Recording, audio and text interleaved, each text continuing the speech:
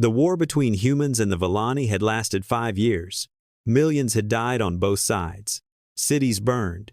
Ships fell from the sky like dead stars. Neither side could win, and neither side would surrender.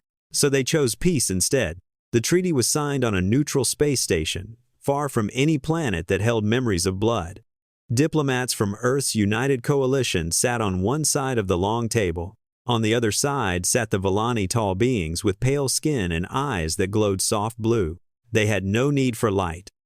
They saw the world through the minds of others, reading thoughts and feelings like humans read books. But the Villani wanted something strange to seal this peace. They wanted a marriage. Queen Kira Velan made the demand herself. Her voice was cold and clear through the communication screen. She was young for a queen, but her face showed no warmth. Her eyes were different from other Villani, clouded and still. She had been born blind, unable to see, even through telepathy, the way her people did. She could only feel emotions and hear the echo of thoughts around her. "A marriage between our kinds will bind this treaty in blood," she said. Not just words on paper. The human diplomats argued among themselves. This was an insult, some said. A trick. But they were tired of war. They agreed to discuss it. What shocked everyone was the Queen's next announcement. She would take the human herself. She would not give this duty to any noble house. She would marry the human and keep him at her side. Her court was horrified. The Villani saw humans as primitive creatures. Humans had no telepathy. They could not share thoughts or feel the minds of others. To the Villani, this made humans incomplete, almost like intelligent animals. The idea of their queen binding herself to such a being was shameful. But Kira did not care about shame. She cared about power. A human husband would have no allies in her court. He could not plot against her. He could not read her thoughts or influence her nobles. He would be perfectly harmless. And secretly, she was curious. She had never met a human before. Unlike every Villani she had ever known, she would not be able to sense his mind. He would be completely invisible to her gift. This both frightened and fascinated her. On Earth, the Coalition called for volunteers. They needed someone willing to leave their home forever, to live among aliens who despised humanity, to marry a queen he had never met. Park Juno stepped forward. He was 32 years old, a diplomat who had spent the war negotiating prisoner exchanges and ceasefires. He was not a soldier, but he had seen enough death to last a lifetime. His parents had died 3 years ago when a Villani attack hit their city. He had held his mother's hand as she took her last breath in a hospital filled with screaming and smoke. Some people thought Juno volunteered because he wanted revenge. Others thought he had a death wish, wrapped in noble words about duty and peace. Perhaps both were true, perhaps neither. Juno himself was not sure why he raised his hand that day, but he did. The Coalition trained him for 6 months. He learned the Villani language. He studied their customs, their history, their religion. He learned that they valued silence and control, that showing emotion was considered weak, that their queen was both feared and pitied for her blindness. When the day came for the treaty signing, Juno put on a formal black suit and walked into the great hall of the space station. Hundreds of Villani nobles watched him with cold, glowing eyes. He felt their contempt like ice on his skin. And then he saw her. Queen Kira Velan sat on a throne of black crystal. She wore a gown of deep purple, and a thin crown rested on her dark hair. Her clouded eyes stared at nothing. She was beautiful in a way that felt dangerous, like a blade wrapped in silk. As Juno approached, Kira reached out with her mind. She always did this when meeting someone new. She would touch their thoughts and learn everything about them in an instant. But when she reached for Juno's mind, she found nothing. No thoughts, no emotions, no presence at all. It was like reaching into an empty room, like trying to grab smoke. For the first time in her life, Kira felt truly blind. Her gift, which had always been her greatest tool, was useless against this human. She kept her face calm, but her heart beat faster. This was wrong. This was impossible. Every living being had a mind she could sense, even animals, even insects. But this human stood before her like a hole in the world, a shadow that her light could not touch. Juno bowed low, following the custom he had learned. "Your Majesty, I am Park Juno of Earth. I come to honor the treaty and serve the peace between our peoples." His voice was warm and steady. Kira listened to it carefully, since she could learn nothing from his mind. She heard no fear, no anger, only calm purpose. "Rise," she commanded. He stood. He was tall for a human, with kind eyes and a gentle face. He looked at her directly, not avoiding her blind gaze the way her own people often did. Kira leaned toward her advisor, High Priestess Nara, who stood beside the throne. The old woman had served Kira's mother before her and was the closest thing Kira had to family. "I cannot see him," Kira whispered. "His mind is completely closed to me." Nara frowned. "Perhaps humans are simply too primitive for our gifts to read." "No," Kira said softly. "It is not that he is empty. It is that he is silent, like a room with no echo, like darkness that swallows light." The treaty was signed that day. Juno pressed his hand to the document beside Kira's. Their fingers nearly touched. That night, Kira sat alone in her chambers on the space station. Tomorrow, she would return home with a human husband. A husband she could not read. A husband who was invisible to her in every way that mattered. She should have felt triumphant. She had secured peace. She had gained a harmless consort who posed no threat. Instead, she felt something she had not felt in years: fear. Juno was the first true darkness she had ever known, and she had just agreed to let that darkness into her life forever. In his own quarters, Juno stood by the window and watched the stars. Somewhere out there was Earth, his home, which he would never see again. Somewhere out there were the graves of his parents. He thought about the Queen's clouded eyes. He thought about the coldness in her voice. He thought about spending the rest of his life beside someone who saw him as less than human. But he also remembered something his mother used to say: "The hardest bridges are the most important ones to build." Juno closed his eyes and made a silent promise to the stars. He would build this bridge, no matter how long it took, no matter how much it cost him. Peace was worth any price. The Vellani homeworld was called Velar. It was a planet of endless twilight, where the sun never rose high enough to create true daylight. The Vellani had evolved in this darkness, and they had no need for light. Their cities glowed with soft bioluminescence plants and crystals that shone in blues and greens and purples. When Juno's ship descended through the clouds, he pressed his face to the window like a child. The capital city spread below him like a garden of glowing jewels. Crystal spires reached toward the sky. Rivers of light flowed between towers. Forests of luminous trees surrounded the palace. It was the most beautiful thing he had ever seen. But beauty, he would learn, could hide cruelty. The palace was vast and cold. Juno was given quarters in the east wing, far from the queen's chambers, far from the throne room, far from anything important. His rooms were comfortable but felt like a prison. 2 Vellani guards stood outside his door at all times. Queen Kira made the rules clear on his first day. "This marriage is political," she told him, her voice flat and distant. "You will appear beside me at official functions. You will learn our customs and follow them perfectly. But you will not share my chambers. You will not share my meals. You will not speak to me unless spoken to. Do you understand?"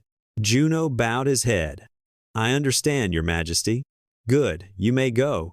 That was the end of their first conversation as husband and wife. The days that followed were lonely. The Vellani servants treated Juno like he was invisible, or worse, like he was dirty. They cleaned around him without looking at him. They served his food without speaking. When he tried to greet them, they turned away. The nobles were even worse. They whispered about him in the hallways, not bothering to hide their disgust. They called him the pet and the animal and other names that were harder to translate. Some laughed at his attempts to speak their language. Others simply pretended he did not exist. But Juno did not give up. Every morning, he woke early and practiced the Vellani language. Every afternoon, he walked through the palace and learned its paths. Every evening, he read books about Vellani history and religion. He also did something that confused everyone who watched him. He was kind. When a young servant dropped a tray of dishes in front of him, Juno knelt down and helped her pick them up. The girl stared at him with wide, frightened eyes. No noble had ever helped a servant before. When an old gardener struggled to carry heavy pots, Juno took them from his arms and carried them himself. The gardener was so shocked he could not speak. When Juno learned that the palace kitchen workers ate their meals standing up because there were no chairs for them, he found chairs and brought them himself. The servants began to whisper about him too, but differently than the nobles. They whispered about his strange kindness, his warm smile, the way he learned their names and remembered their faces. One night, as Juno walked through a quiet corridor, a figure stepped out of the shadows.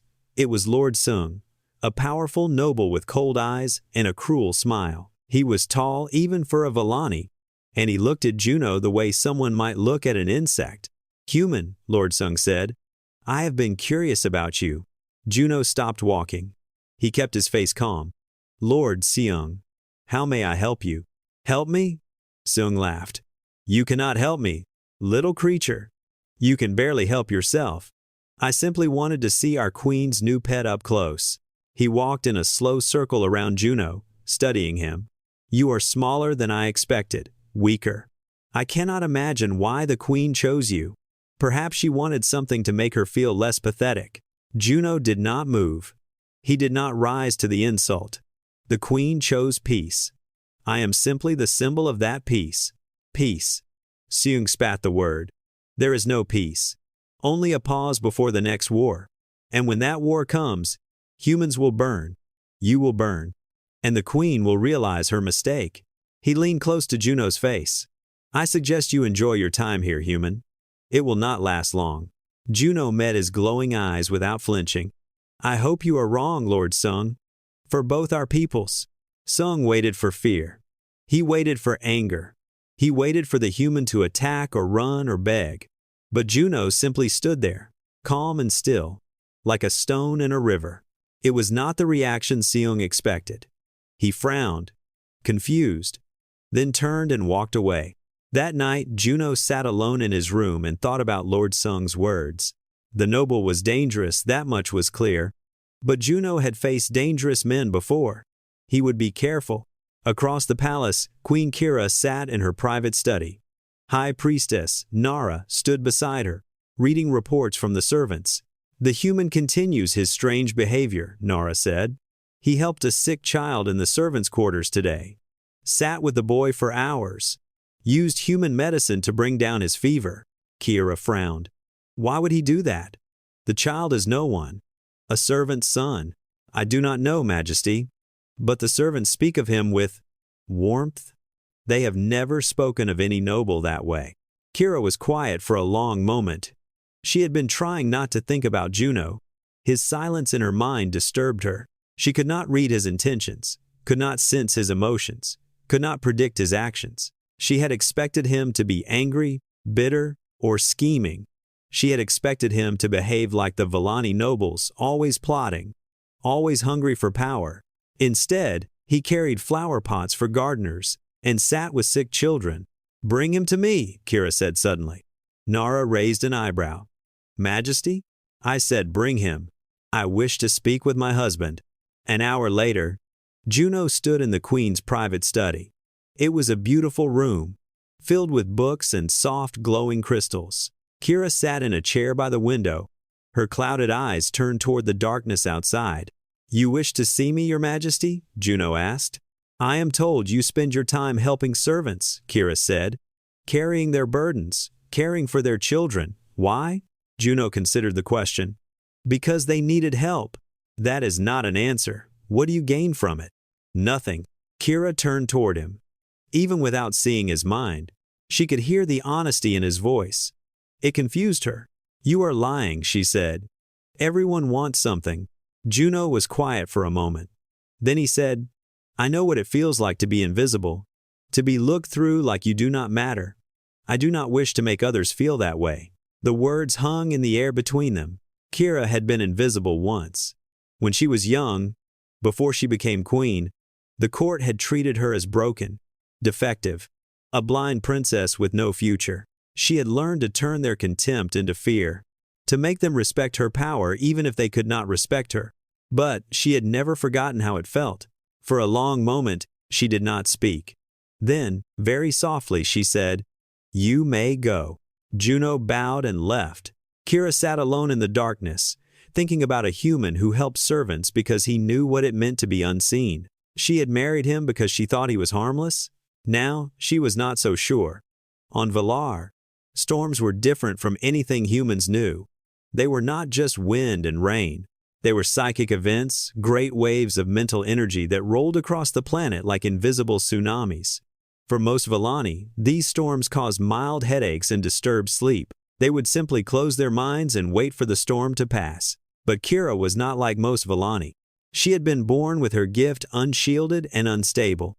Where others could close their minds like closing a door, Kira's mind was always open, always listening, always receiving.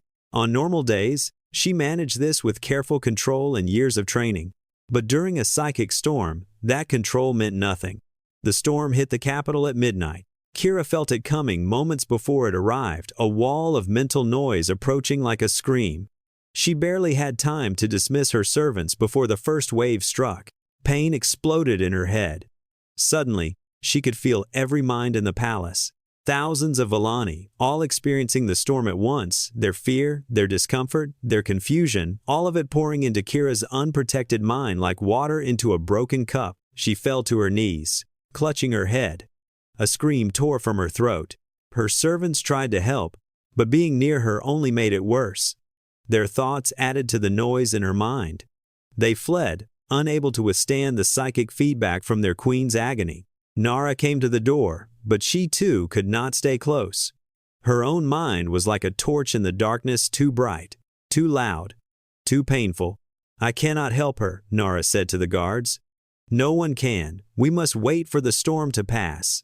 "She is dying," a guard shouted. "If we go to her, she will die faster. Her mind cannot bear any more input. We can only pray." Across the palace, in the East Wing, Juno heard something that made his blood go cold. A scream. A woman's scream. Distant but terrible, filled with pain beyond words. He ran into the hallway. "What is happening?" The guards looked at each other. One of them spoke reluctantly. "The queen. The storm affects her badly. Her gift, it is too strong. She cannot block it out."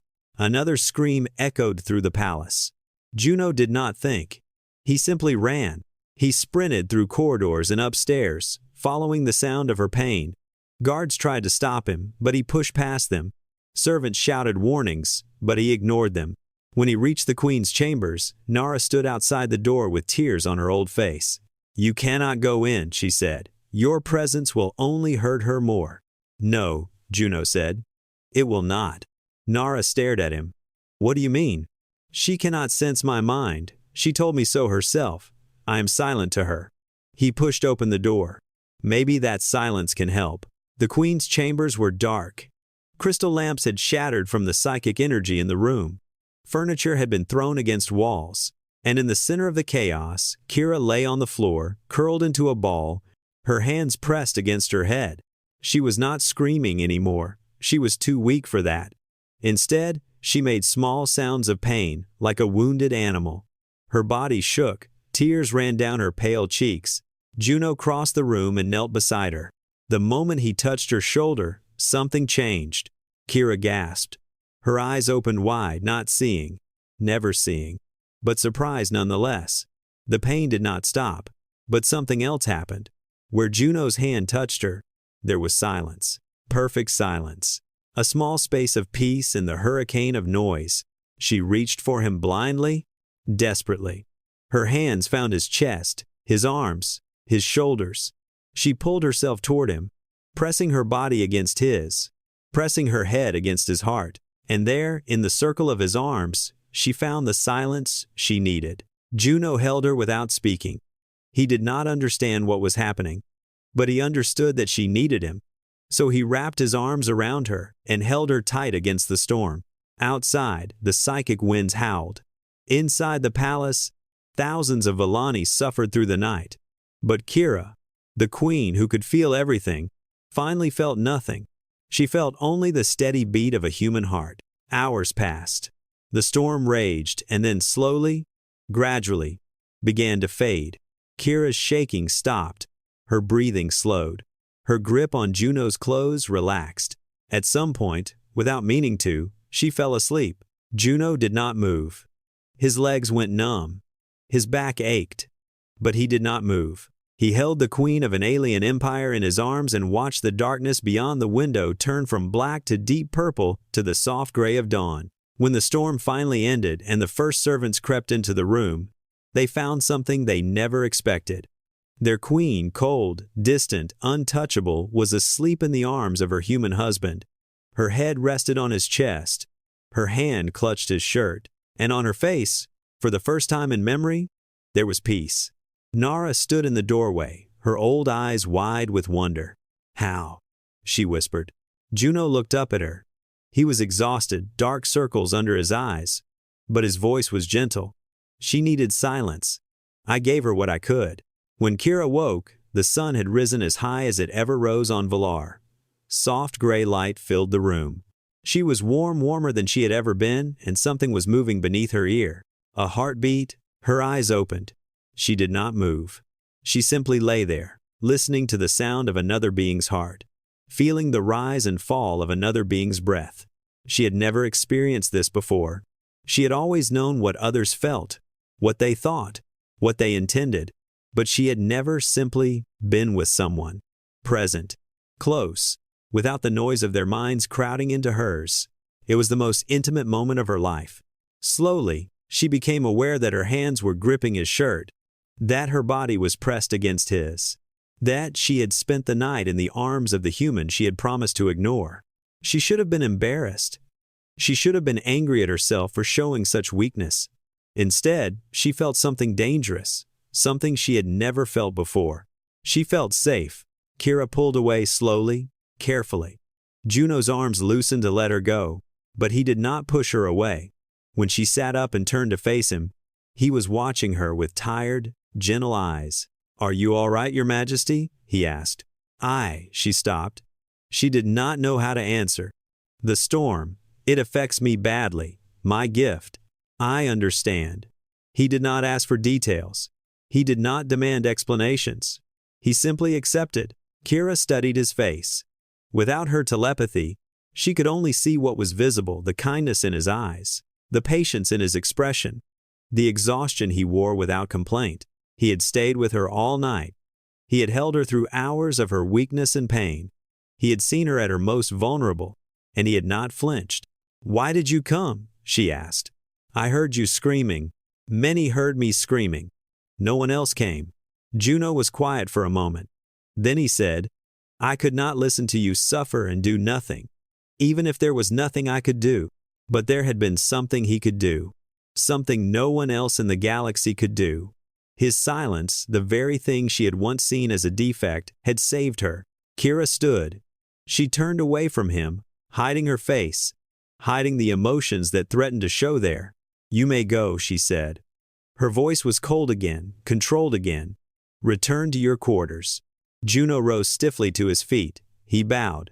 "Yes, Your Majesty." He was almost at the door when she spoke again. "Juno." He stopped. It was the first time she had used his name. Kira still did not turn around. But her voice, when she spoke, was softer than he had ever heard it. "Tonight, come to my chambers again, not because of the storm, because She paused. "I require your silence." Juno felt something shift in his chest. A door opening. A bridge beginning to form. "Yes, Your Majesty," he said. He left the room, and Kira stood alone in the morning light. Her hands were shaking, not from pain this time, from something else entirely. It began as a simple arrangement. He would arrive after dinner. He would sit in a chair near her bed. She would work on documents or listen to reports, and he would simply be there, a pocket of silence in a world that never stopped screaming into her mind. At first, they did not speak much. Kira was not used to conversation that she could not control. When she spoke with Vellani, she already knew what they would say before they said it. She knew their emotions, their intentions, their lies and truths. Words were just confirmation of what she already understood. With Juno, words were everything. She had to listen. She had to ask questions. She had to trust his answers without being able to verify them. It was terrifying. It was also, somehow, exciting. "Read to me," she commanded one night, gesturing to a shelf of books. Juno walked to the shelf and examined the titles.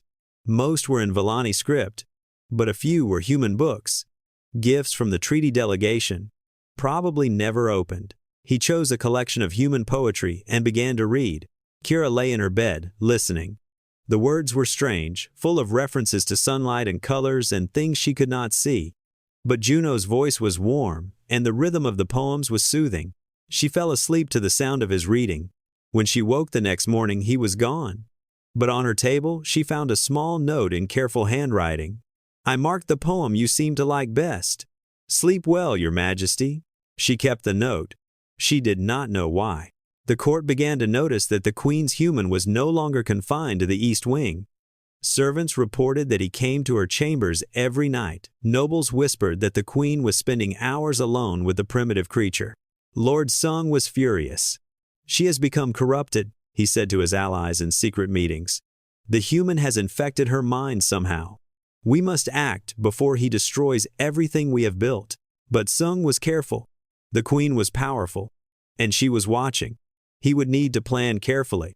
Meanwhile, Kira found herself learning things about Juno that surprised her. She learned that he folded his clothes in a precise way every morning. She learned that he paused at doorways to let servants pass before him. She learned that he sent messages to his younger sister Urine every single day, long letters about his life on Valar, about the food he ate, about the books he read. "You miss her," Kira said one night. It was not a question. Juno looked up from the book he was reading. "Yes, she is my only family now." "What is she like?" "Smart, stubborn. She is a physician on the coalition fleet. She wanted to come with me, but the delegation would not allow it." He smiled slightly. "She was very angry about that. She said I needed someone to take care of me." "Do you need someone to take care of you?" Juno considered the question. "Everyone does, I think. We are not meant to be alone." Kira was quiet. She had been alone her entire life. Even surrounded by servants and nobles and advisors, she had been alone. Her gifts set her apart. Her blindness set her further apart. She had never had a true friend, a true equal, a true companion. Until now. "Tell me about your parents," she said. She felt Juno's mood shift, not through telepathy, but through something simpler. The way his breathing changed. The way he paused before speaking. "They died in the war," he said. "A Villani attack on our city. My mother survived the first explosions, but she was injured. I sat with her in the hospital for 3 days before she passed." "I am sorry," Kira said, and she meant it. "You must hate my people." "No. How can you not? I ordered attacks. I may have ordered the attack that killed them." Juno was quiet for a long moment. When he spoke, his voice was sad but not angry. "I hated it first.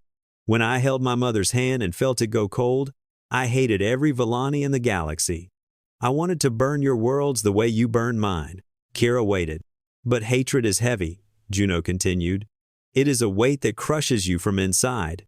And I realized that the war had already taken so much from me. I would not let it take my future too." "So you simply let go of your anger?"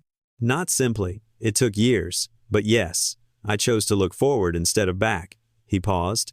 "And now I am here, reading poetry to a queen who cannot see me. Perhaps the universe has a sense of humor." Kira did not laugh, but something in her chest felt lighter. "The Villani do not forget," she said. "When we are wronged, we carry that wound forever. It is our way. Then perhaps you need humans to show you another way." It was a bold thing to say to a queen. But Juno said it gently, without challenge, as a simple truth. Kira found she was not offended. She was curious. The nights continued. Juno read to her, told her stories about Earth, described sunsets and oceans and snow. Kira listened and asked questions and slowly began to share pieces of herself in return. She told him about her childhood, the years of isolation, the cruel whispers of nobles who called her defective, the long nights when she wished she could simply stop hearing the minds around her. She told him about her mother, the previous queen, who had died when Kira was 16. About how Kira had inherited a crown she never wanted and a gift she could not control. She told him things she had never told anyone. And Juno listened. He did not try to fix her problems or offer easy solutions. He simply listened and understood. One night, Kira asked, Do you think I am weak? For needing your silence? No, Juno said immediately. I think you are the strongest person I have ever met. You carry a burden that would break most people, and you carry it every single day. Needing rest is not weakness, it is wisdom. Kira felt tears prick at her clouded eyes. She turned away so he would not see. I have never met anyone like you, she whispered. Nor I anyone like you, Juno replied. Outside the palace, the world continued. Trade negotiations between humans and Vallani made progress. Cultural exchanges were proposed. The peace treaty held, strengthened by the strange marriage at its center. But Lord Seung watched and plotted. He sent secret messages to human extremist groups who also opposed the peace. He made plans and gathered allies. War was coming again. Seung would make sure of it, and the weapon he would use was the very bond that was supposed to prevent it. In her chambers, Kira reached out in the darkness. Her hand found Juno's arm. She let her fingers rest there for a moment. Stay, she said. A little longer. Juno covered her hand with his own. As long as you need, Your Majesty. And for the first time in her life, Kira believed that someone meant it. Her fingers traced his features slowly, the line of his jaw, the curve of his cheekbones, the soft skin around his eyes. It was the first time she had touched him like this, not out of desperation during a storm, but out of choice. I want to see you, she said. Not with my gift, with my hands. The way you see me. Juno stayed still, letting her explore. Humans see with their eyes, not their hands. But I have no eyes that work, and I have no gift that works on you, so I must learn another way. She touched his eyebrows, his nose, his lips. Her fingers were gentle but curious, like a child discovering something new. You are different from Vallani, she said. Your skin is warmer, your features are softer. Is that good or bad? It is. Interesting, she almost smiled. Teach me more. Teach me how humans experience the world. So began a new chapter in their strange relationship. Juno led Kira through the palace gardens. He held her hand, something that would have been unthinkable weeks ago, and described everything around them. The flowers here are blue, he said. Blue is a color that humans find calming, like the sky on a clear day, or deep water in a peaceful lake. Kira touched the petals of a flower. I can feel its shape, its softness, but I cannot imagine blue. Then imagine calm, imagine peace. That is what blue feels like. She nodded slowly. And this tree? What color is it? The trunk is brown, warm, and earthy, like soil after rain. The leaves are green, alive, and growing, like spring. Kira placed her hand against the tree bark. She felt its rough texture, its solid strength. She reached up and touched a low-hanging leaf, feeling its thin veins and smooth surface. Your world is beautiful in a different way, she said. We Vallani see through minds. We know what others think and feel, but we miss this, the physical world. And you show me things I never imagined. Juno replied. Yesterday, when you touched that old stone, you said you could feel its memories. I cannot understand that, but I believe it is real. They walked together in comfortable silence. Kira's hand stayed in his. Neither of them mentioned it. At a formal dinner that evening, Kira allowed Juno to sit beside her at the high table. The nobles stared in shock. This was not done. A political spouse, especially a human, belonged at the far end of the hall, visible but separate. But Kira was queen, and she did as she wished. When a visiting dignitary from a distant Vallani colony made a joke about humans being clever beasts, Kira's voice cut through the laughter like a blade. The human beside me has shown more honor than most lords in this hall, she said. Perhaps we should train our nobles to behave more like him. The hall fell silent. Lord Seung watched from his seat, his eyes burning with anger. Later that night, Juno's sister Yeren arrived on Velar in secret. She had traveled for weeks, hiding on trade ships and moving through back channels to avoid detection. She came because she had found something terrible evidence of an assassination plot against the queen. Juno met her in his quarters, embracing her tightly. He had not seen her in almost a year. You look thin, Yeren said, studying his face. Are they feeding you? The food is fine. Different, but fine. He smiled. What are you doing here? It is dangerous. Yeren's expression grew serious. I work in coalition intelligence now. We have been monitoring communications between certain human extremist groups and Villani nobles. Lord Sung. Yes, he is planning something. An attack on the Queen during the upcoming Festival of Lights. He is allied with human extremists who want war. They will kill her and frame you for it. The peace will die with her. Juno's blood went cold. Are you certain? Certain enough to risk my life coming here. Yeren gripped his arm. You must warn her. But Juno, if you reveal how you know this, you reveal that humans have been spying on Villani communications. It could destroy the alliance. Juno understood the trap. Speak and risk political disaster. Stay silent and risk Kira's death. It was not a difficult choice. He brought Yeren to meet the Queen that night. Kira sensed a new presence enter her chambers, another human, another void of silence. But this one was connected to Juno by blood. She could feel that somehow, in the way their silences echoed each other. Your Majesty, Yeren said, bowing deeply. I am Yeren, Juno's sister. I bring urgent news. Kira listened as Yeren explained everything. The plot. The alliance between traitors. The plan to kill her and destroy the peace. When Yeren finished, Kira was quiet for a long moment. You have revealed your people's spying to warn me, she said finally. This could cause a diplomatic crisis. Why would you take such a risk? Yeren glanced at her brother. Because my brother trusts you, and I trust him. Kira turned to Juno. And you? You knew this would expose your people's actions. You chose to tell me anyway. Yes. Why? Juno's answer was simple. Because your life matters more than politics. Something shifted in Kira's chest. She had spent her entire life surrounded by people who calculated every word, every action, every loyalty based on political advantage. She had never met anyone who simply chose to protect her because she mattered. She rose from her chair and crossed the room to where Juno stood. She took his hands in hers. My people have called humans primitive, she said. They say you lack the ability to connect, to truly understand others. But your loyalty, your willingness to sacrifice your own position for someone you were not required to love, this is something my people have forgotten. She pressed her forehead to his, a Villani gesture of deep trust, of bond, of connection. I think I finally see you, Park Juno, she whispered. Not with my gift, not with my hands, with something deeper. Yeren watched her brother and the alien queen standing together in the soft light, foreheads touching, hands clasped. She had expected many things when she came to this planet. She had not expected to see love, because that was what this was. Unexpected, impossible, unprecedented love between two beings who should never have understood each other. Juno had built his bridge. Now they had to defend it. The Festival of Lights is in 3 days, Kira said, pulling back. We must prepare.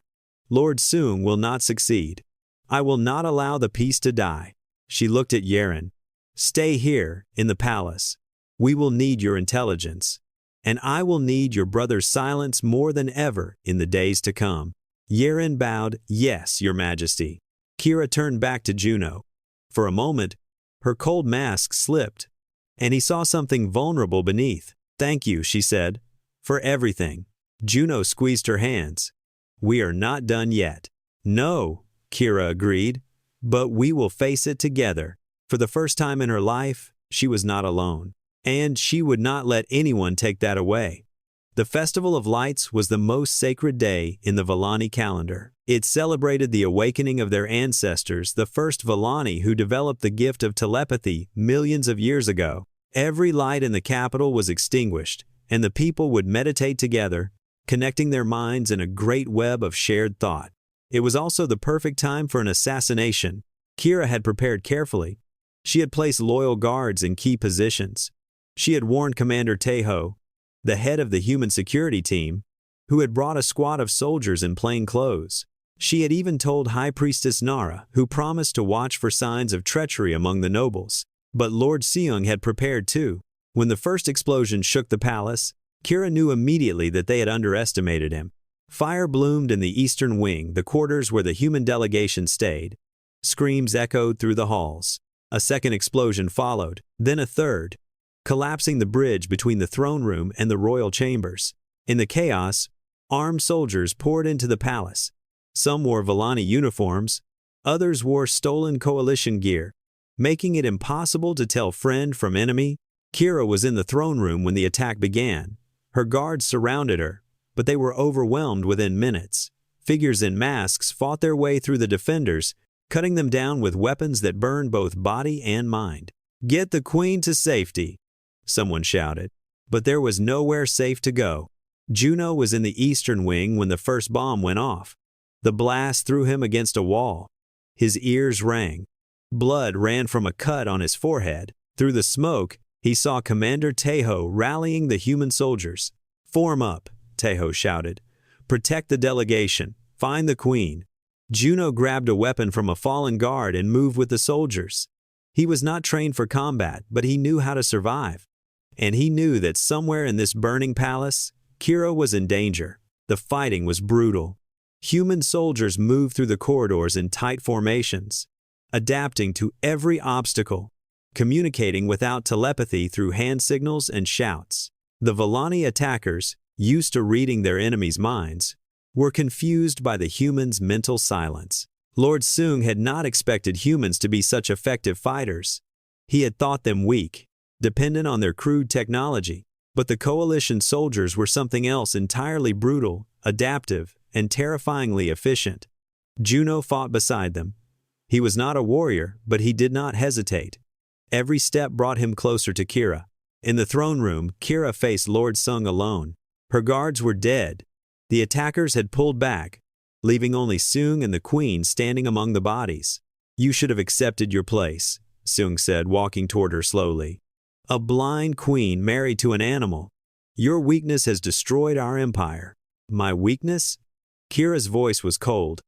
"I ended a war that was bleeding our people dry. I secured peace when your pride would have led us to extinction. Peace with humans is worse than death. They are parasites. They will consume us, corrupt us, until we are no better than them." Seong drew his blade, a ceremonial weapon, but sharp enough to kill.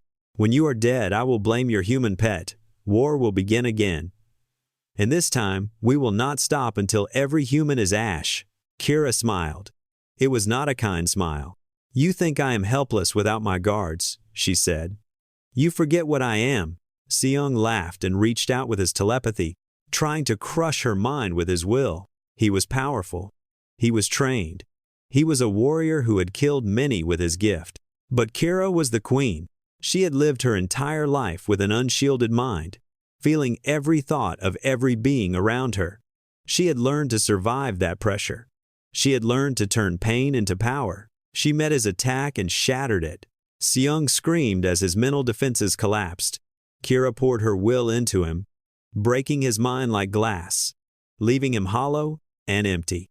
He fell to the ground, his eyes blank, his mouth open in a silent scream. But the effort nearly destroyed her. Kira collapsed as the psychic energy she had unleashed tore through her own barriers. Her gift, always unstable, turned inward. She felt herself fragmenting, pieces of her consciousness scattering like leaves in a storm. She was dying, not from a wound that could be healed, but from the very power that made her who she was. When Juno burst into the throne room, he found Kira on the floor, surrounded by bodies. Her eyes were open but unseeing. Her breathing was shallow. Her mind was tearing itself apart. He dropped to his knees beside her. "Kira." He had never used her name before. "Kira, can you hear me?" Her hand twitched. Her lips moved, but no sound came out. He did the only thing he could. He pulled her into his arms, pressing her against his chest, wrapping her in his silence. It had worked during the storm. It had to work now. Yeren arrived moments later with medical supplies. She had been a physician before she became an intelligence officer, and she worked quickly, injecting Kira with medications that stabilized her body. "Her mind is fractured," Yeren said grimly. "I do not know Volani medicine. I do not know how to heal this. Then we will find another way."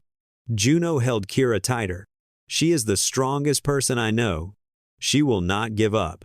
He began to talk. He told her about Earth, about the ocean near his hometown, where the waves crashed against rocks and filled the air with salt, about the mountains where his father used to take him hiking, where snow capped the peaks even in summer, about his mother's voice, singing old songs in the kitchen while she cooked. He told her about hope, about the future he imagined humans and Villani working together, building something new, about children who would grow up without war, who would see aliens as friends instead of enemies. He told her that she mattered, that she was not alone, that he would stay with her as long as she needed.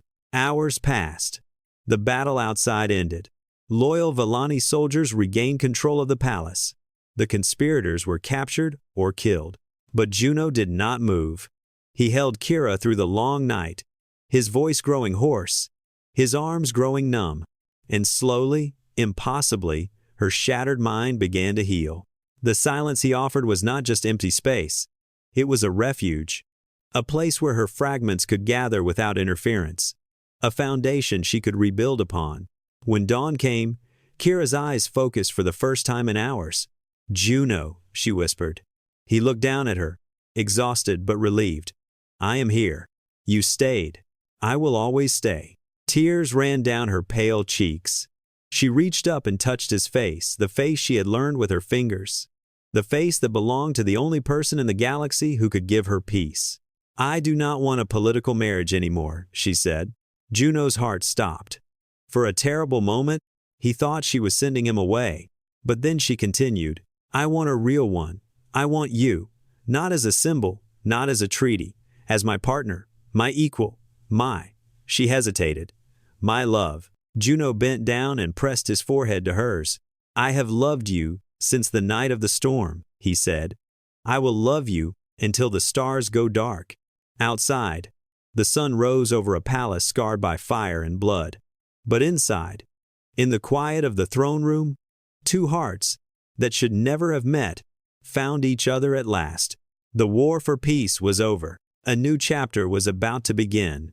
Lord Seung's conspiracy was exposed in full. Evidence recovered from his allies revealed the depth of his plotting secret communications with human extremists, plans to reignite the war, a network of nobles who had profited from conflict for decades. The Villani people were shocked. Many had believed their leaders when they called humans primitive and dangerous. Now they learned that the true danger had come from within their own court. On Earth, the coalition arrested the human extremists who had participated in the attack. Public trials revealed how they had worn coalition uniforms to cause chaos, how they had planned to frame an innocent man for the murder of a queen. Both species saw how close they had come to disaster, not from old hatreds, but from those who had built their power on division.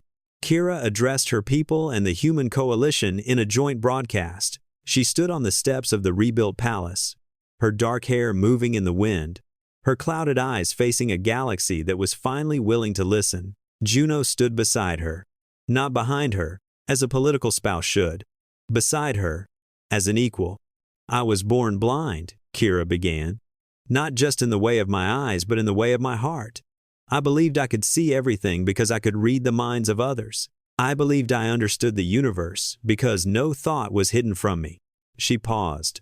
"I was wrong." The broadcast was silent. Billions watched. It took a human, a being I could not read, could not control, could not predict, to teach me what it means to truly know someone. Not through power, not through invasion of thought, but through patience, through presence, through choice. She reached out and took Juno's hand. The gesture was broadcast across every screen in the galaxy. We built our empire on the belief that telepathy made us superior. But we lost something along the way. We forgot how to trust without verification. We forgot how to love without knowing we were loved in return. We forgot that connection is a gift, not a right. Juno squeezed her hand. She felt his silence beside her, warm and steady and safe. "Today, I announce a new treaty with the United Coalition of Earth. Not just peace, but partnership, technology exchanges, shared colonies, cultural integration. We will build something together that neither of us could build alone." She turned to face Juno, though she could not see him. "And I announced something else. My marriage to Park Juno was arranged for political reasons.